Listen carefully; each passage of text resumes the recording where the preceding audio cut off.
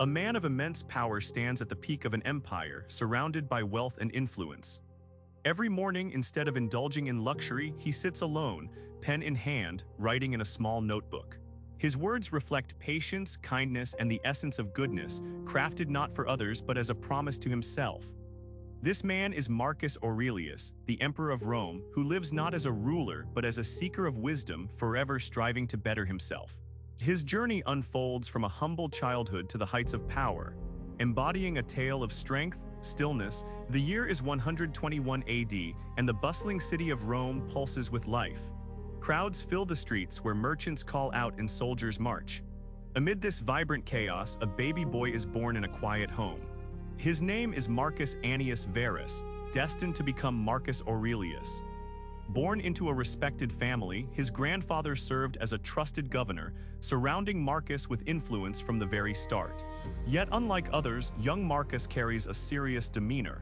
While children romp through the streets, Marcus prefers quiet contemplation. He watches the world unfold, absorbing knowledge from teachers rather than chasing fleeting joys. Life takes a tragic turn when his father dies, leaving Marcus in the care of his mother and grandfather. They provide him with a nurturing home and the finest education, setting the stage for a remarkable journey.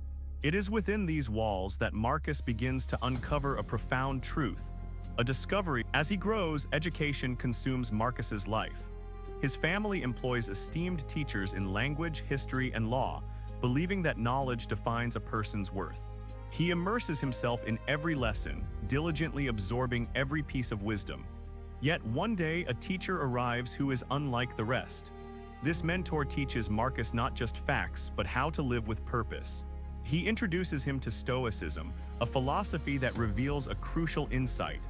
While we cannot control this revelation resonates deeply within Marcus, awakening a belief he had always held. He embraces Stoicism with fervor, devouring texts and reflecting on their meaning. Philosophy ceases to be a mere subject.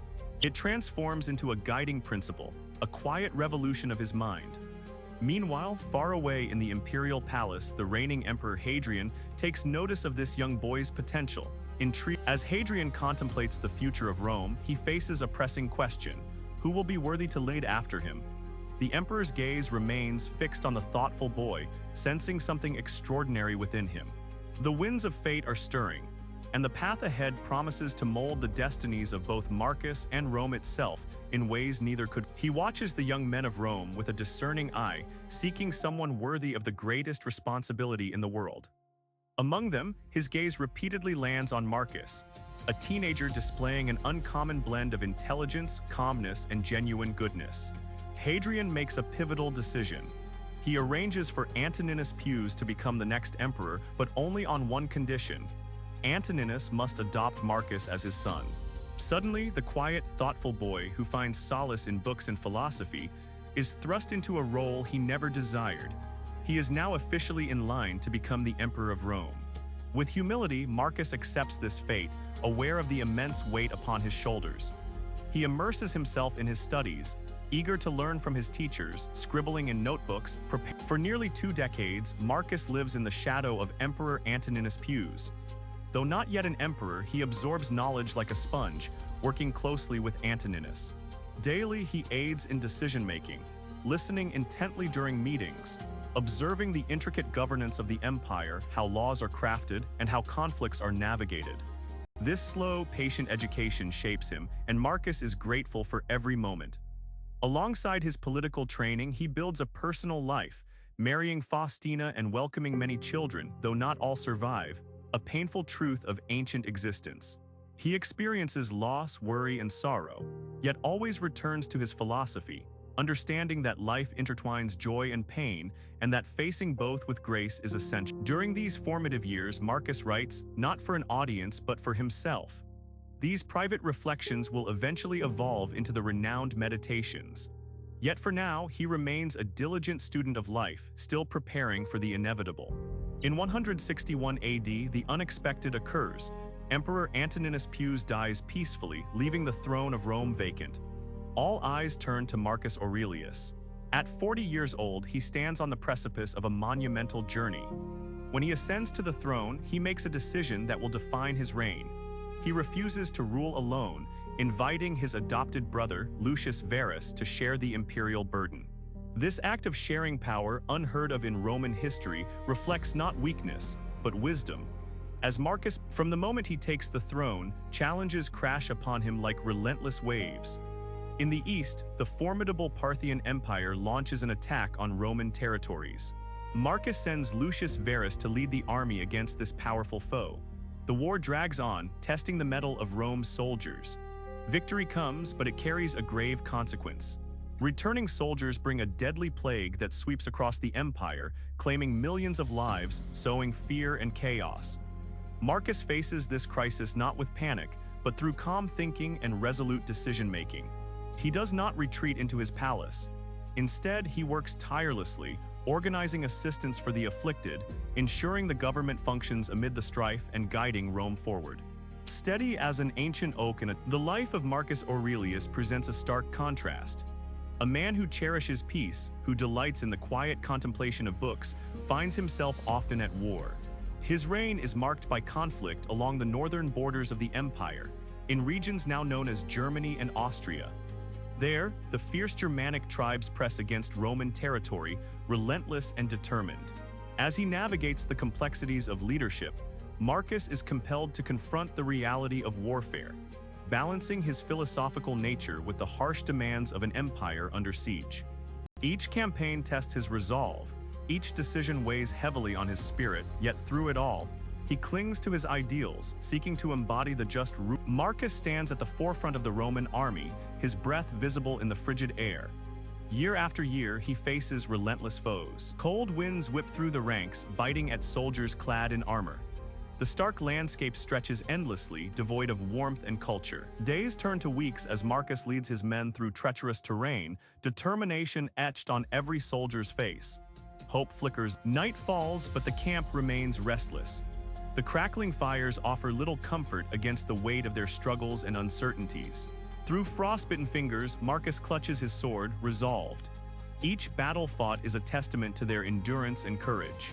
As dawn breaks, the horizon glows crimson, signaling another day of conflict. Marcus steels himself, ready to face the challenges ahead. He did not love war. To him, battle was a duty, a painful necessity woven into the fabric of protecting his empire. In the cold, harsh nights of his northern camps, he continued to write, to think, to work on himself. The words he penned during those weary years, far from home, resonate with beauty and honesty. He wrote, "You have power over your mind, not outside events. Realize this and you will find strength." Those words were a dialogue with himself, a teacher reminding a student, even the most powerful man needed to keep learning. Let us pause the action. Let us step away from the tumult of war and politics and focus on a small notebook, perhaps the most significant creation of Marcus Aurelius. The exact moment he began writing it remains unknown, but it was during the grueling campaigns in the north. He was exhausted, longing for the peace of Rome. Each night, under the soft glow of a lamp, he penned reminders, simple thoughts, brief lessons on patience, kindness, and the acceptance of hardship. He reflected on the fleeting nature. He understood that the most crucial battle is always the one within ourselves. These writings held no title, no intention for public eyes. They were a deeply personal conversation. After his death, they were collected and preserved, known today as the Meditations. Nearly 2,000 years later, they are cherished worldwide. People read them in moments of doubt, confusion, or sadness, seeking solace in his simple yet profound truths. A Roman emperor, alone in a military camp, could never have imagined his private reflections would become a gift for humanity. One important truth about Marcus Aurelius is that he was not perfect. He made mistakes, and some aspects of his reign are difficult to confront. His treatment of early Christians is one such shadow, as they were sometimes perceived as threats to the Roman order. Under Marcus, many faced persecution and punishment for their beliefs. Historians examine this part of his legacy with care, an uncomfortable juxtaposition to his eloquent thoughts on kindness and justice. This serves as a reminder. Good people can still falter, and wisdom is a slow, often imperfect journey. Marcus acknowledged his shortcomings. He wrote openly about his failures, refusing to pretend he was infallible. He was a man striving to do his best in an imperfect world, grappling with limited understanding. His role as a father posed another struggle. His son Commodus grew to be a stark contrast to him. Where Marcus embodied calm, Commodus radiated impulsiveness. Marcus chose Commodus as his heir, a decision that historians often question. Perhaps he hoped his example would guide his son, but it did not. In his final years, by the late 170s AD, fatigue weighed heavily on Marcus Aurelius. Nearly 2 decades as emperor had taken their toll. He had fought numerous wars, survived a plague, managed the vast empire, and raised a family, all while committing to his philosophy of life. His body began to slow, sickness often overtaking him, yet he never ceased his work or leadership. He returned to the northern frontier in his last years, feeling an obligation to complete his mission. As the Germanic tribe, it was there in the north, far from Rome and the warmth of culture he cherished, that he fell gravely ill for the final time. He sensed the end was near. Accounts of his last days reveal a man at peace, someone who had long accepted death. He had written in his meditations, "It is not death that a man should fear, but rather he should fear never beginning to live." He had lived fully, with thoughtfulness and honesty, striving daily to better himself. He bore the burden of. In March of 180 AD, Marcus Aurelius passed away at the age of 58. When news of his death reached Rome, deep mourning enveloped the city. They grieved not just for an emperor lost, but for a leader who had genuinely aspired to goodness. Rome would not witness another like him for a long time. And so we arrive at the end of our journey today. We have walked alongside Marcus Aurelius, from his quiet childhood in Rome through years of learning, wars, and plagues, and the heavy responsibilities of empire, all the way to his tranquil final days. This journey has been long and rich, filled with lessons that resonate just as deeply today as they did 2,000. What are those lessons? They are simple yet profound. Marcus teaches us that power without wisdom is perilous, but wisdom without action is equally futile. Every day presents a choice to respond to hardship with anger or with calm contemplation. We can strive to be a little better today than we were yesterday. He also demonstrates that learning is a lifelong endeavor. Even as the most powerful man, he devoted time each day to reflect and remind himself of Marcus Aurelius embodied humility, never ceasing to be a student throughout his life. This journey mirrors your own. You are learning English, a new language, a fresh perspective on the world through story and listening. It requires patience, courage, and the quiet determination that Marcus displayed. Do not give up, keep listening, keep learning. This is your path, and it is a beautiful one. If today's story resonated with you, consider sharing your thoughts on which part of Marcus Aurelius's life surprised you most. Your reflections are cherished. As you continue on this journey, remember to carry the lessons of Marcus with you. While the next story awaits, let these teachings enrich your path.